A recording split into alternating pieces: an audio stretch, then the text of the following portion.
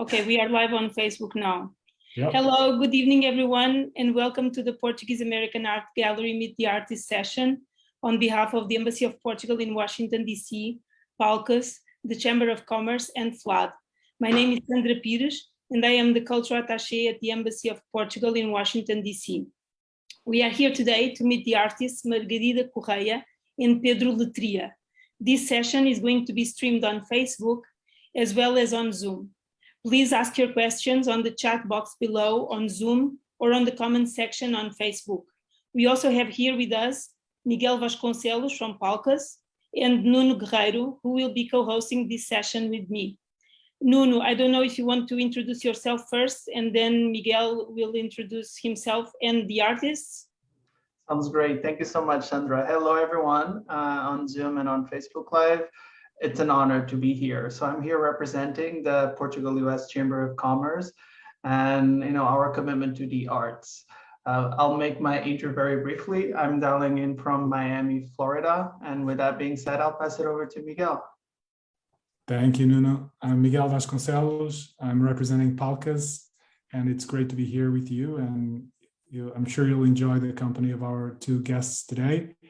I'm joining you from Portland, Oregon, so on the other coast of the US from Nuno, and I've been in the US now for 15 years, but I'm originally from the north of Portugal. But let's quickly get down to the guests of tonight and the stars of the show. I'd like to introduce Margarida and Pedro. Margarida Correia was born in Lisbon. She lives and works in Lisbon and New York. She received a Master in Fine Arts and Photography from the School of Visual Arts in New York, and she has exhibited her work extensively, both in Portugal and in the United States. Pedro received a Master in Fine Arts too, in Photography from Rhode Island School of Design in Providence, Rhode Island. He's the author of 7 monographs, and his works have been exhibited both in Europe and in Brazil. He's been teaching at the Caldas da Rainha School of Art and Design since 2000. Pedro and Margarida, it's great to have you with us, and I look forward to the conversation. I'll pass it on to you, Margarida, if you want to tell us a little bit more about your journey and some of the work you're going to share today.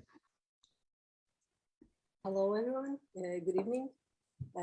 Very late in Lisbon by now, but I'm going to share a project I did with the Portuguese community in the United States. I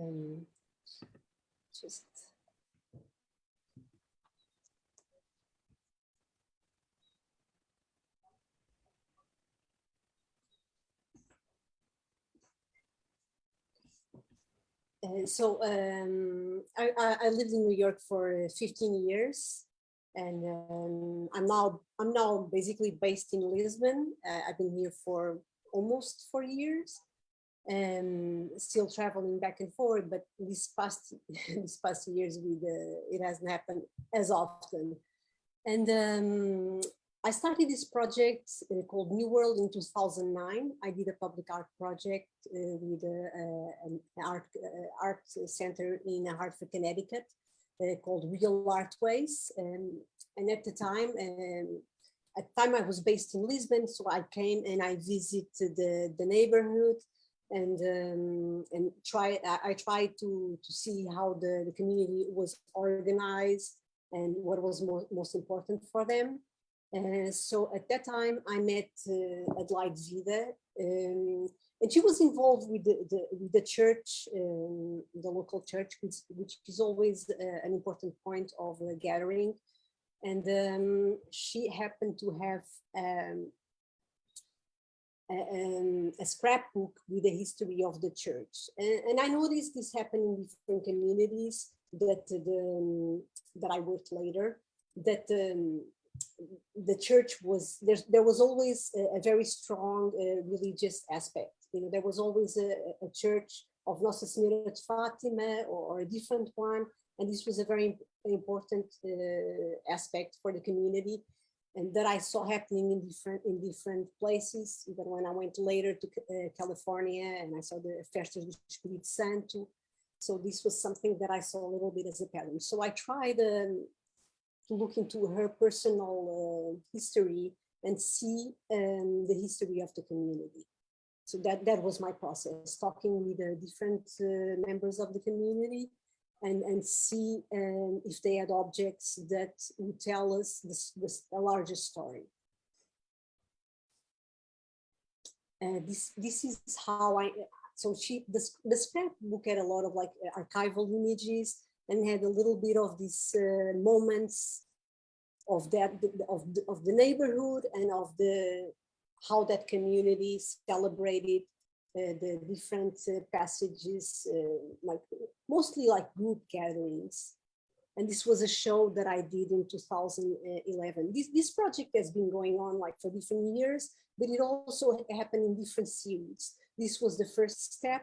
And later I ended up traveling to California and I did another research that I'm going to show you some images, and also New Bedford, and it went on. So this is how I presented in Fundação EDP. I ended up producing also a book at the time, which was, it was very positive because I was able to bring the project back and forward and to different locations. It's a lot more accessible than the show that happens only for a certain period of time. And also the materials worked really well. And the book is in my website. I'm talking about it, but I cannot show you. So I have a link. This is another character, another person that I met, Manuel Gaspar, and the music was also a really important aspect. And he had this radio program called the Hora da Saudade. So he had this, when I met him, he was already retired for several years.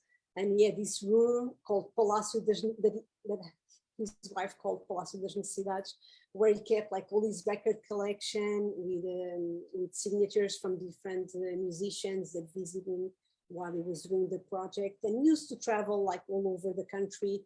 You could see also his history in this place, in his home, and also in all these objects that he collected. So I also photographed like all these musical references from a certain period, but they all produced also to be sold in the American market. So you can notice the little signs of the messages, even the text is some is in English. There's little details that we can identify that the objects were, you know, for a specific market. And there's all the dedications, which it makes it also very personal. So I photographed him, I photographed the space and the objects that he kept, and all this, the music that he played for the community. I also had a sound piece at the time where he was making the introductions. I recorded with him like the introductions for the songs, as he used to do in the program. So usually the process takes some time, some visits. I meet people, I talk with them, I spend as much time as I can. You know, it's very, it's not like I stay there many times, but I listen to their stories first, and then I start building, you know, like the images and thinking what can make sense to build a story of the place. And here, this Maria Alves, she was a fado singer. I ended up meeting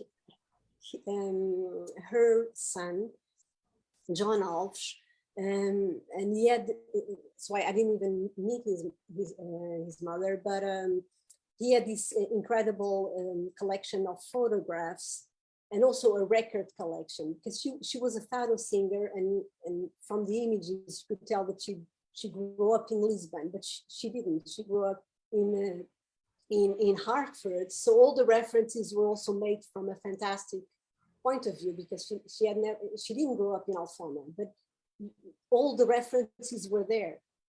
So it was pretty incredible to go through also all the images, different kind of photographs. Sorry.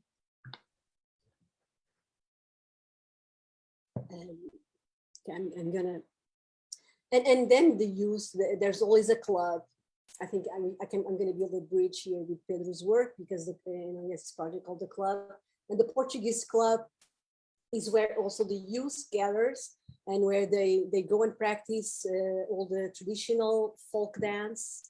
And so I ended up going there, and I met him one day, and they knew the photographer was coming, so they were all dressed up with their traditional costumes. And I was just gonna go there casually initially, but I ended up, no, this is, and I'm gonna do the formal portrait. And then I ended up coming back another time where they were like casually dressed. And I made the parallel, because these days, you know, they could be here in Lisbon or anywhere, because it's so more universal. So it was really interesting to see the turn from one like very formal, the way they wanted to present themselves, and then, you know, they're teenagers, and how they you know, could see them anywhere, here or there. So I made this. It's like always a double image, because I've also, this is how I presented the work. So. And so from here, this just, by this time I've been living in New York for several years, but I never thought about myself as an immigrant. This was when I was invited to do this project, and I had a chance to spend more time in this community and try to understand better this history. And I realized that it was like much larger than I ever thought of. So I had friends in California, and I decided, okay, let me go and see. I've heard about all the differences between, you know, the two realities, and I ended up traveling. Initially, I traveled to Santa Clara. I went to the Festa de Santa Clara, and at that time, you know, I went to all the celebrations, and I talked with some people. And later, I did another trip, and I ended up going to Sausalito, which one way was also more accessible to me, because I realized the scale was like so large. And I met Tony Brazil, who's an auction. He had like this huge farm in. He grew up in a farm in Newwoods, which is like really prime, you know, area in San Francisco. And he now lives in Petaluma. He was also a cattle auctioneer. So I met him, and I went to his home, and it's an incredible place. I'm going to show you some more. Where he kept all these memorabilia, like all these references of, you know, this mix of these two cultures in a very particular way. And he had like this. His house was also incredible, because I'm really interested in all this way of like gathering family archives, and he had just images like everywhere. This place was, when I went to this place, it was like magic, because sometimes I don't know what I'm gonna find. And I met him in the Sausalito club, but the club is a lot more, looks a lot more modern by now. So when I went to the farm, and also they were really welcoming, and it was really interesting to listen to this story. And I wish I would come back to this place. It was a quick visit, but I wish I would go back. And this is like the, you know, his garden, or his, you know, it's like part of the farm. Yeah, I have more images. This is another. You know, I met Katie Kirkland also in Sausalito. I ended up focusing in this area, because just it was more accessible. I need time, and all these trips. Sometimes I would go, I stay a couple of days and go back. So you get an idea, but sometimes you need time to talk and to look into images and visit different several times. But she grew up in this farm, and in the Azores there's a lot of people coming from the Azores. I'm sorry, in California there was a lot of people coming from the Azores Islands, and this was her case. So there's a lot of celebrations of the Festas do Espírito Santo, and she also had like an album that she built up when she was a queen. There's all this attached, you know, they keep all these traditions, and so she also had really interesting materials.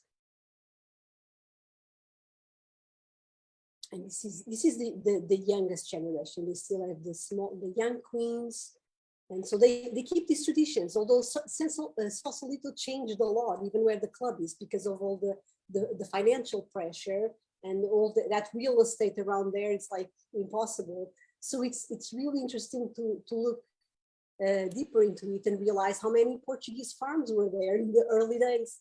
And that's where, you know, Tony Brazil, when he was living there, it's just, now it's a natural park, and it's a really, you know, it's a special place, but it's interesting to see where the Portuguese were. So this is like how I end up like researching, going into places, talking, and I look into their archives, and I also I make portraits and their photos. So later I end up going. It's like they all work with different series. This was in New Bedford, Massachusetts, and here the community was mostly connected to the. There's like a very large port, so there's all like fishermen. So there's a huge industry, and that's where I met Manuel Catulo. But again, I was looking to their homes and the references, and here what are the objects of attachment? And here, like the boat was, they all had these miniature boats. He was the owner of a boat, but he also had the replica of the boat. So how you can like where your life mixes and how you bring it inside your house in this domestic environment, even when the scale is so large. But even his photo albums, all the events were always connected with some events with the boat. There's always, all the photos are mixed. So it was really interesting also to see Immigrant, like this is his original. It didn't have the boat anymore when I met him. He had sold the boat, but he, you know, he had all these references. Yeah, I also had like more images of his archivals that I didn't include here, just because it's like always a collection of images that I produce and archival images that I collect and organize. So it's the project is more extensive. Manuel Vinagre, he also had this Sea Siren, and this is New Bedford. And Azores, and Carlos Rafael, which is known to be the Donald Trump of the fishery. And so it was, you know, by this time I was doing trips. Here it was like 4 years from New York, 4 hours. So I could travel back and forth on the weekends. So I did several trips here. And more recently, I did a residency in Terceira, where I was looking for the other side, like a lot of these people that I met, especially in California, they came from the Azores. I'd never been in the Azores before. I just went actually a couple of months before I did the residency. I went to another island, so I was really interested to see how what were the influences between the two cultures, and I end up, you know, this is a new project. It's a new project on the same. It's a new series on the other project. So I haven't really even exhibited these images. I'm just sharing them with you. So this Praia de Vitória is the area where the military base is located, and that had a larger impact when when the Americans moved there, because the reality of the island, the reality of both lifestyles was so different economically and culturally that, it's where you notice more that presence. So again, I worked with archival. The people I met, I tried to see what they gathered, that I could find a larger history of the place or of their habits, and then I built connections. This Santa Rita is a neighborhood really close to it's one of the neighborhoods really close to the military base. So, and this is a neighborhood that, it's constructed by the Americans. With the impact of scale, the difference is like it's massive.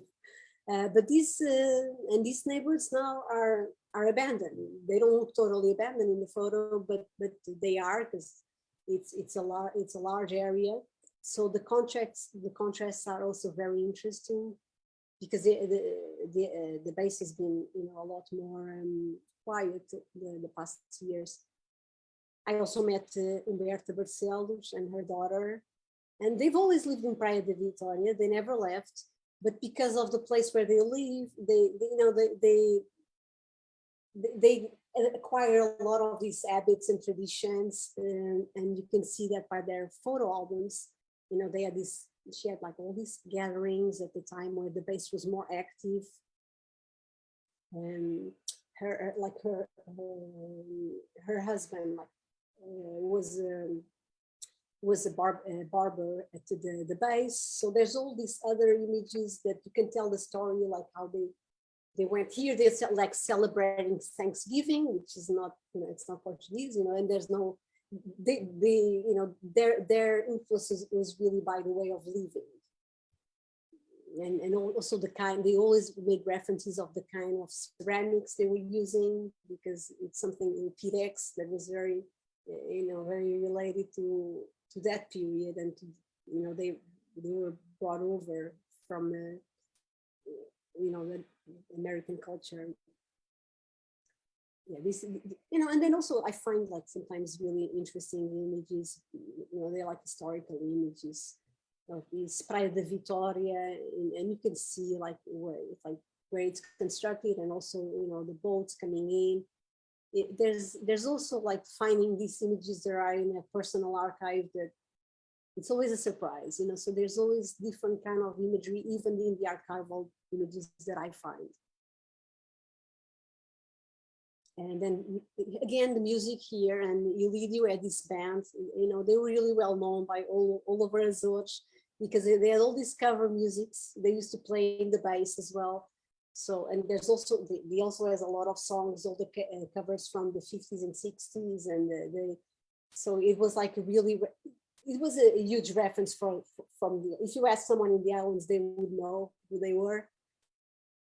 And I also have like some of his albums, because he also had other images, and it's interesting also how they assemble the old images, and how they built their stories.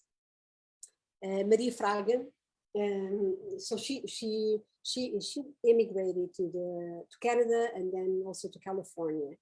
So I have some images when she was still living in Terceira, and then she had these postcards when she moved her first home in California. And here, like where, all these, there's always these celebrations. And when she had her citizenship.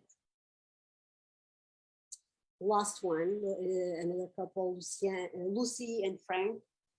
They had a dairy farm in California. So their story in some way touches very much Tony Brazil, because they also had they had this dairy farm, and they had like a time it was really working out, and now I could see the times are a little bit different, maybe because they're also older, but because sometimes it's a difficult business. So they end up returning to the island, and their family is still in the US. So there's always these connections. And so they had these incredible images as well. Their wedding, because also the photograph itself, you can identify the context, just the colors and aesthetics, the Polaroid, and these are images on the dairy farms in California, because Lucy moved there earlier when she was like really young, and so there's also these really interesting images. And then it's like also one event, it's like this is him, when Frank, when he was like young, with his shirt from the dairy, and just in another event. And the last one is like their family photo in Disneyland. So this is still something that I'm developing, and I have more images that I'm choosing, but this is mostly my process. And I'm finished. Any should we leave the questions to the end? Do you want to? Yes, I was thinking that maybe well, thank you so much for your presentation. It was outstanding. And it looks like your work has gone like full circle, going back to the Azores. But I think we have many questions for you, us, and the audience for sure. But I think now maybe we would give the floor to Pedro, and then later we would do the questions. I don't know what you think. Is it good? Yeah, I think that's a great plan. I'll just encourage anyone that's watching to put your questions either on Zoom, on the Q&A, or through Facebook comments, so then we can get those and lead with them. But Pedro, thanks. Okay. Hello, everyone. Thank you very much for the invitation.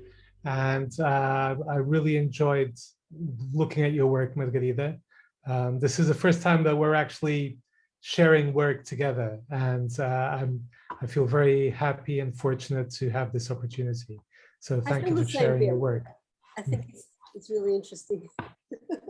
Okay, so now all I'm doing is I'm trying to win over my mouse. I have this on a split screen. Let me just see if I can get this thing working. It shouldn't be too difficult, but especially because I tried this just before we began. Let me just see something here.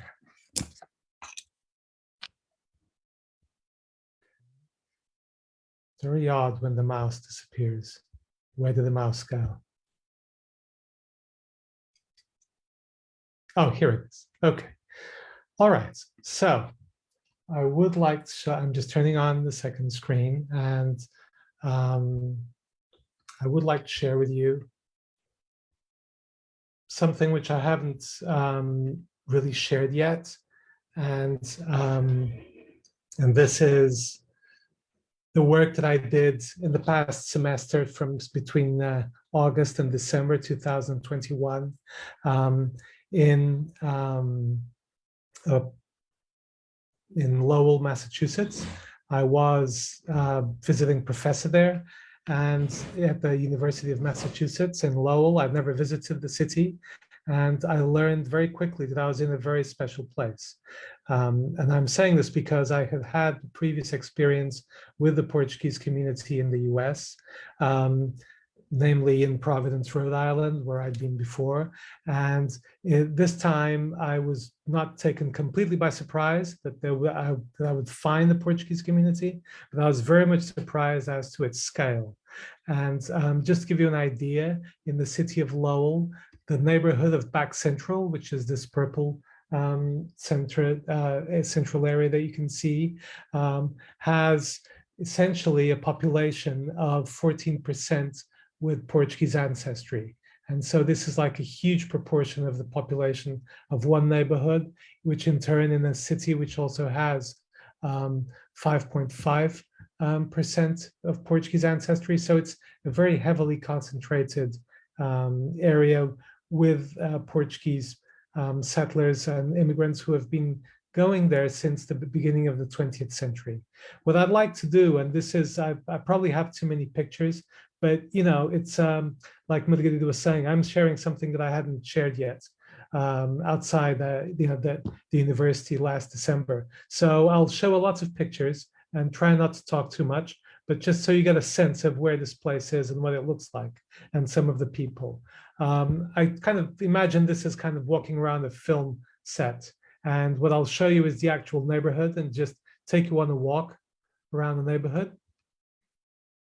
This is Cedar Street. I was living in the house on the left in the basement.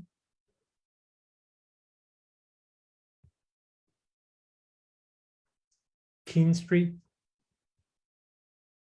And a graciosa windmill atop the house. And I began finding these figures. This is on Chapel Street. Still on Chapel Street.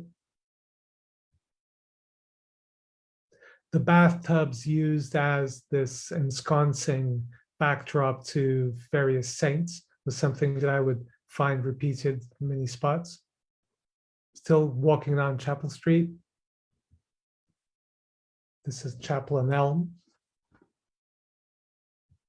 Turning a right, you'll find the Portuguese American Center, known as the Blues. And right opposite, a monument for the Portuguese who died in World War I and World War II. Turning right again onto Central Street. And opposite, another monument of the dead Portuguese soldiers. Walking up Central Street, these are the vines outside St. Anthony's Church. Frank and Ernest on Central and Whipple. This is a house that I was told that nearly all the Portuguese immigrants at one point in their arrival lived in for a while. The greenhouse, they call it. This is the Portuguese corner where the older people would have gathered. And opposite, the corner where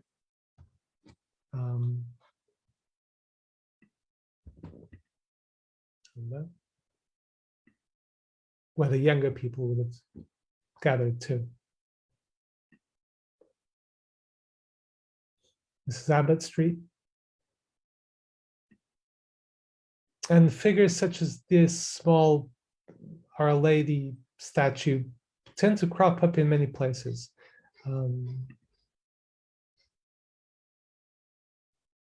As well as symbols such as this on the back of the car. North Street. Richmond Street facing Lawrence.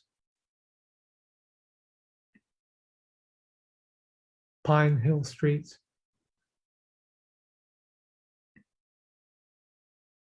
On Prospect Street.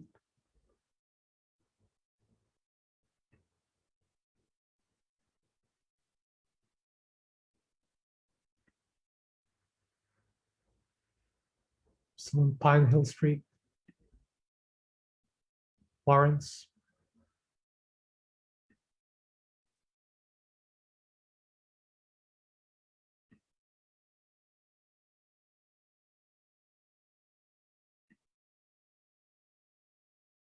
Getting ready for the cold.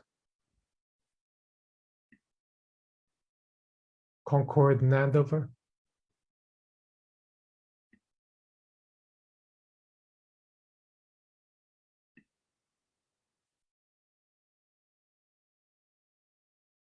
Turning right on Roger Street.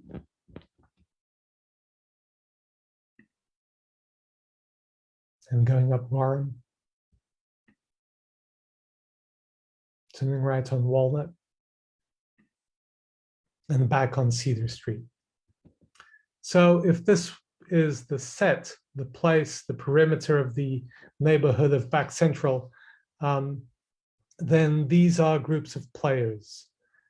These are the 6 couples and organizing members of the Noite Graciosa, which is the Graciosa Island yearly gala. This year, 321 people attended. These are members of the Portuguese American Road Riders Motorcycle Club, the Portuguese American Bowling League. They meet every Thursday. Members of the Lowell Portuguese Colonial War Veterans Association. These were men who took part in Portuguese colonial war in Africa, and a few of them also took part in the 25th of April Revolution. They erected a monument in the year 2000 outside the club. This evening, they took care of the kitchen.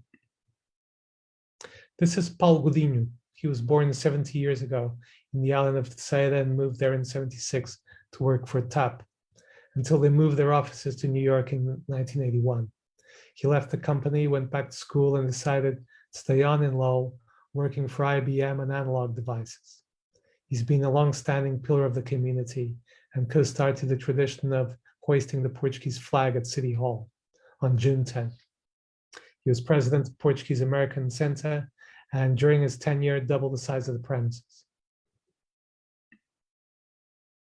Short time before her 5th birthday in 1966, Elisia Saab arrived in Back Central, where her parents lived. She learned to speak English quickly and by 9 years of age, interpreted for many of her neighbors. During high school, Elisia worked part-time in a shoe store and would become a hairdresser. With money set aside for a house, Elisia and her husband, Mark, founded Advanced Polymers in 1989, employing many from the Portuguese community and later often supporting their children through college. When they decided to sell the company in 1910, the Saab couple started the Saab Family Foundation as a way to give back to the community, for which her fondness never diminished. A major philanthropist, the foundation is the funder for the Senior Center of the Portuguese American Center.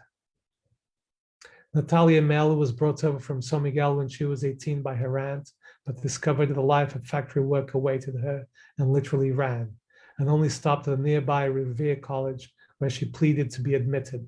She was and would later also complete paralegal training.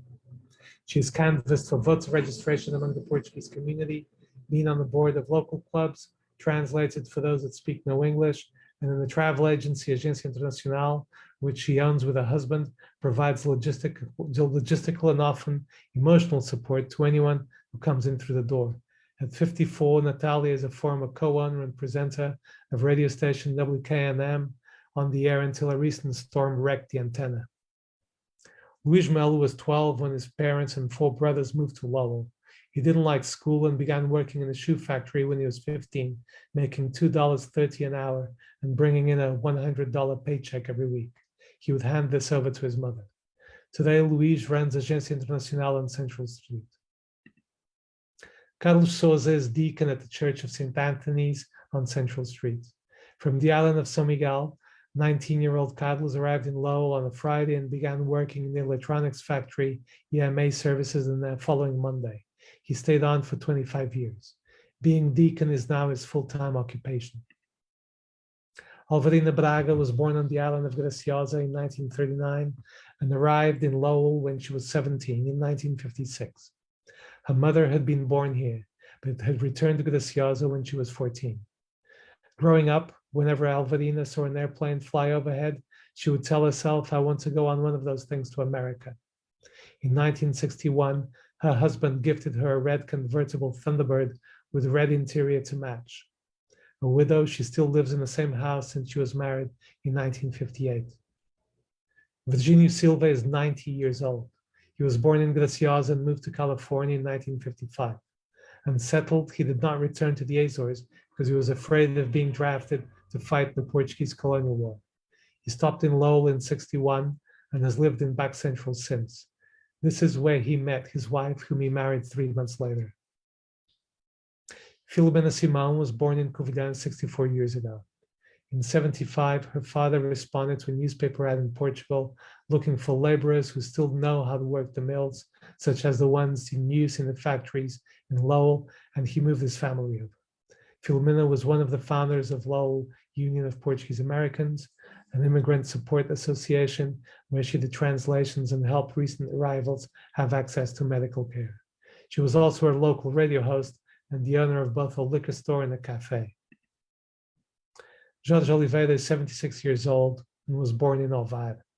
He arrived in Lowell in 71 after doing his military service in the worst of the Portuguese colonial war theaters, Guinea-Bissau. He worked in a Coca-Cola plant and in an airplane insulation factory. He played soccer in the Portuguese American Center, the Azuis, and he trained their rivals, the Reds. He has hosted a weekly radio show directed at the Portuguese community for decades, every Saturday on WML. José Pereira arrived in Lowell in 1966 from Madeira. He wore shoes for the first time in his life when he was 6 years old to make the trip to the US, which he entered through Ellis Island. A roofer for most of his life, José says the best thing he did was to join the union. He's had work every day and will have a proper retirement waiting for him. He lives in the house his parents bought 2 years after arriving in Lowell on Cedar Street. José's grandson will be gifted a 1981 Camaro he is lovingly restoring when he turns 16, but he doesn't know this yet. Natalia Cardoso, or Nana as she is affectionately known, was born in São Jorge 63 and came over to Lowell in 1997. She dreamed of owning her own restaurant, and after working at St. Anthony's Church Rectory and an electronics factory, opened Nana's Kitchen on Central Street 8 years ago. If she could, she would solve the problem of those in the neighborhood who go hungry and seek her out, and to whom she has yet to deny food. Maria Lubão was born in 1940, and her parents did not let her go to high school. A seamstress in Graciosa, Maria moved to Lowell in 1972 with a husband and 14 of his family members. She has always worked in the garment industry. After 3 years after settling here, her husband died, and she tells of how her neighbors helped her out as she raised her 2 children. She never remarried. Manny Silva was born in Graciosa and is a Portuguese colonial war veteran who manages the Portuguese American Civic League, the Reds, on Central Street. More than once, he has assembled Benfica fans and flown them over to Europe for important matches. Maria Arsenault and her parents joined her grandmother from Graciosa, who already lived in Lowell in 1976 when she was 8 years old. In 1984, her brother opened Central Market on Central Street, and Maria worked there after hours. In 2012, the store burned to the ground, and it would take Maria 4 years to decide to reopen it, this time naming it after her mother Valentina, as everyone had taken to calling it. At 51, Maria describes herself as a people's person and clearly loves what she does. Glauci Cristian from Rondônia, Brazil, works at Valentina's Market and often brings her daughters to work at Valentina's Market. Holding 2 jobs, Glauci must get up every day at 3 a.m. to go to work. Many times, the owner's market that I just mentioned, Maria Arsenault, will pleasure them, sweetly carrying the youngest as she serves customers. So now I'd like to share with you some of the insides of these of houses and other places, let's say the inside of the set.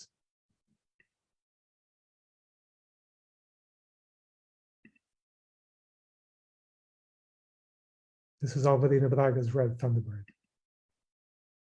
Maria Lubão's living room.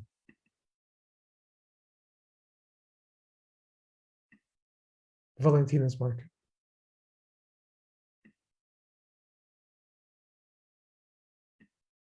Agência Internacional. WKNN.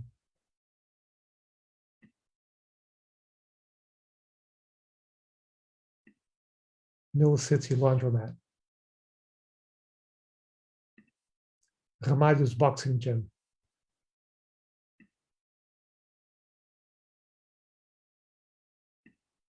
Portuguese American Civic League.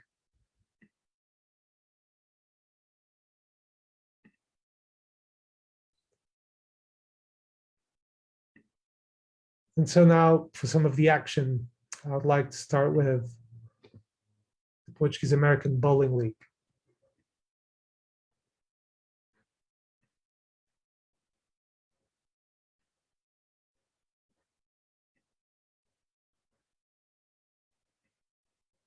The 15th anniversary of the Portuguese American Road Riders. Every year they do a charity run.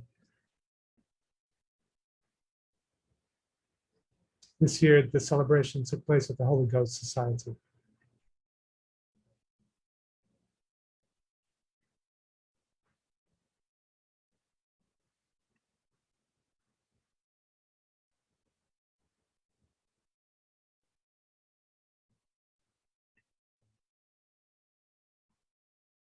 This is Pete Souza, the current president.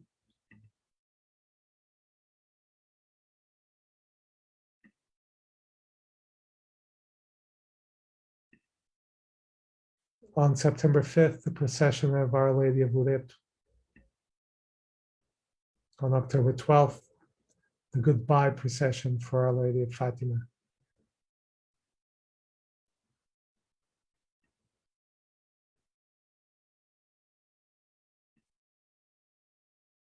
This is a model of Ilhéu da Praia that was built by Rui Vasconcelos, one of the organizers of the Noite Graciosa.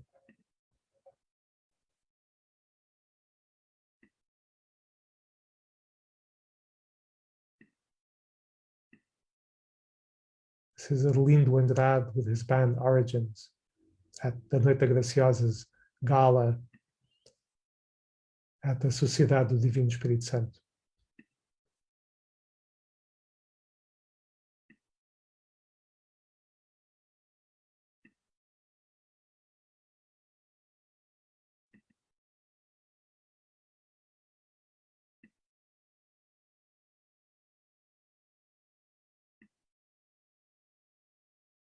these are modest villa from Graciosa being staged at their gala event.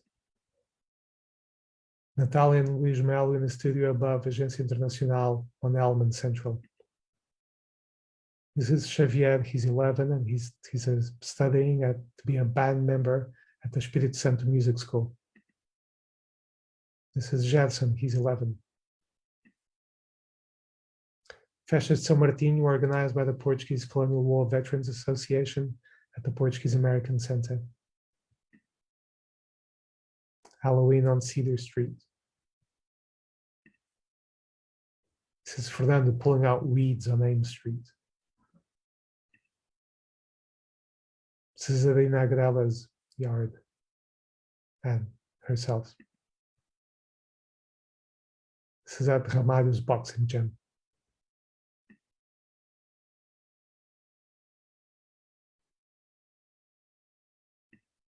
And this is José Pereira having a ball behind the wheel of his 81 Camaro. When his grandson turns 16, this is the car that José will present to him. Okay, well, thank you. Thank you so much, Pedro, and thank you so much, Margarida. Your work is really outstanding. I don't know, we have maybe 10 minutes for the questions, 13 minutes. So please, I was checking on Facebook and we don't have any question. We just have greetings from one of the people that are watching us. I just wanted to ask a question that maybe can go to both of you.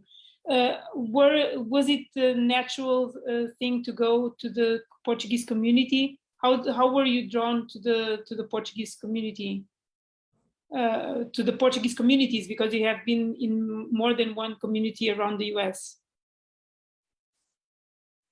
I can start, like in my case, as I mentioned, it started with a public art project. So I worked with this art center that used to be an old factory where Portuguese used to work, but it was transformed into an art center. And that's where I started. Like I had this opportunity to develop this project working with them, and that's where my research started. But then after once you start, it's difficult to stop because it's just fascinating, and it's also a history that many of us are not aware, like all the layers, and so it's fascinating. So once I started, I just had to go. I was a lot more aware also when I traveled the country, and I would see any signs, because you can find communities everywhere. So it was just a process, and it went on until now, and I'm already thinking I could still continue in this. That's how it goes. What about you, Pedro? Well, I literally stumbled on the community in Providence, Rhode Island in 2010. I had no idea of its dimension. And this time, I had also no idea of how big it is, but I couldn't find anywhere else to live. So by sheer luck, I found a place to stay right in the heart of the back central neighborhood. And so even if I wasn't interested in the community, there would be no way of avoiding them, because they were just such a strong and lively community. So basically that's how it happened. This time I was actively looking for it. So I was just, again, very fortunate to have found a place to stay right in the heart of the community. I believe there's a question in the chat that maybe, Margarida, you know much more than I do about. Are there many other Portuguese communities on the west coast of the US, particularly in the Northwest? I mean, I can take a crack at that too, given that's where I am. Yes. I would say from my experience, so I've been in between California and Oregon for the last 12 years. Obviously, California, I think Margarida talked a lot about it. That's like a case in its own, and I'll leave it to you to cover. But as you go up the coast in Oregon and Washington, I'd say there's a vibrant young community. In Seattle, there's a lot of folks that kind of, around their early 20s, 30s, 40s that immigrated, and a very different experience to the ones that we probably been experiencing through the work of Margarida and Pedro. And in where I am in Oregon, there's not really a big community. I know probably around 10 folks. There's some interesting history, especially if you go back 100 years and the shepherds in Eastern Oregon.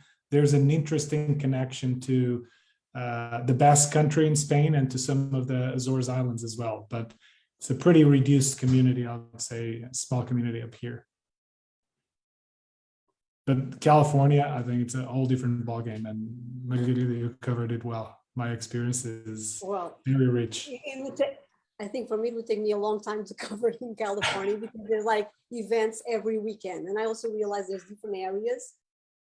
Yeah, like it's very active. There's a lot, a lot of different groups, different traditions as well. And yes, there's a lot of work to be done. Do you have, I don't know, if someone else wants to ask a question, you can, but I was just asking if you have plans to come back to the Portuguese communities here in the US. Do you both have plans to come back and to continue your work, or to do a different series? I don't know. Yes, I think definitely. Also, I will go back to Oregon and visit my friend David, who's actually gonna come. He just asked the question, and and he's gonna come soon to visit us in Lisbon. And yes, but I do plan to go back because my family, my kids were born there, and also the connection is really strong. It's just that these past 2 years we haven't been traveling as much, but yes. We'll definitely go back, and there's a lot of potential. Sometimes it's even overwhelming because it's a lot. That's why what happened to me in California in the beginning, I realized there's a lot of different aspects to cover, but it's a lot of land, and so maybe I'll find a grant that I would cover and go for a month traveling in the south. But I think it's gonna continue developing in its own time. Yeah, I definitely also plan to return to Lowell. I made good friends, and the friends are hard to come by. So there were people that I really enjoyed spending time with. And I would also like to go to Graciosa, where most of them are from, to get to know a bit better the things that they told me about. Yeah. That's interesting. And Margarida, after Oregon, you can come to Florida too. Trust me, you'll find. I also, Florida, and I could also go to Hawaii. I heard there's a community there as well. Yes. There's like plenty of work to be done. Yes, but definitely. Yeah, I'll get in touch with you. No, please, of course. I'm curious, and again, same question for both Margarida and Pedro. I'm curious as we know, there's so much to cover, and with also so many, new artists to come, or artists that want to step into, similar to your own art. Any recommendations or lessons learned you can share with current and future generations of photographers that you've learned throughout this process? But recommendations in what sense? Like on how, for example, on how they can define their own field of study that they want to focus their art on, or even practical things like don't buy a hotel, stay at your object space. There's a lot. I mean, there's a lot. I mean, I think you have to. It's all about you have to look inwards to find like what drives you and like your way of looking at things. So it's very much that, and you develop. You just have to keep doing, and looking at things in your own critical way. So, but look to something that it's close to you as well, or that's like where you would start. So, finding your inner voice. Oh, sorry, listening to your inner voice. I guess that's your recommendation. Did I understood correctly? Yeah. How you look at things, like yourself, not try to please everyone, but just go for your unique vision. Thank you. Yeah, I would just say, just share your work with other people, get other people's opinion on what you do. I think it's the best way to kind of listen to your own voice and figuring out what it is that you're interested in. Thank you both. Yeah. As you travel through some of those communities, Pedro, in the Northeast and then Margarida in the East and West Coast, was anything striking in terms of things that were very similar? And you probably touched on a couple, and things that you noticed between kind of the coasts that were different. Well, I mean, something that's a common theme that runs through every community that I visited is how so many of the customs revolve around tradition, religious traditions. So it's a physical meeting point at church, but it's also some kind of spiritual guidance that's actually taking effect and keeping a lot of the community together. I think the church, together with the social clubs, are really where most of the things that I saw enacted make sense. You know, kids learning how to speak a language that they don't speak with anyone else outside the club or outside the family. You know, learning how to dance folklore, like as if here in mainland Portugal, you don't really get a chance to learn it very much, right? But you go over there and you join a club, and hey, there you are, and you start dancing those things. So, you know, I think those points are pretty common. And then everything else is different because everybody comes from a different place or a different part of the island, or came in a different generation, or, you know, everything else is very dynamic. Yeah. But you were asking also the difference from the West Coast and the East Coast. Yeah, any differences or the way they are. similarities? I think California is a lot more spread out. So once you get into the community, and you can see that you know, again, the religions is really important. The clubs, that's where people meet, but also because it's an older. I think it's. I mean, the immigration like started earlier in that area. It's more. You have to look more to find certain places. It was more like mix. I mean, I think like Sausalito, they do it depends the areas. I'm saying this, but it really depends, because Sausalito would be one thing, but Santa Clara, you know, the festas was incredible, and they had all the traditional everything. So it's really just a lot of different experiences. I don't think I can generalize so much, but I was really welcomed, and it was like I learned a lot about Portugal, a lot of things that I really didn't know that so well. So it was incredible. You're always surprised because you recognize a lot of the elements because it's your culture, but you just didn't see it in that perspective. So it's fascinating. Yeah. That's great. Margarida and Pedro, we are almost at the time, the clock is ticking, and I would just like you to share your websites with the people that are watching us, so that they can look at your websites. Maybe you can tell how you can say what is your website, so that people can. Okay, Margarida Correia is here. Yeah, and Pedro, www.margaridacorreia.com, and Pedro Letria is pedroletria.com as well. So it's easy. You just remember their names and you go there. Yeah. I wish we could have more time, because we still had lots of questions to ask you, and I'm sure other people would also like to ask you other questions. But we are at 1 hour has passed, and we need to close this session. So I thank you so much for being here today, Margarida and Pedro, and Miguel and Nuno as well. Thank you so much. And please visit the Portuguese American Art Gallery at portugueseamericanartgallery.com.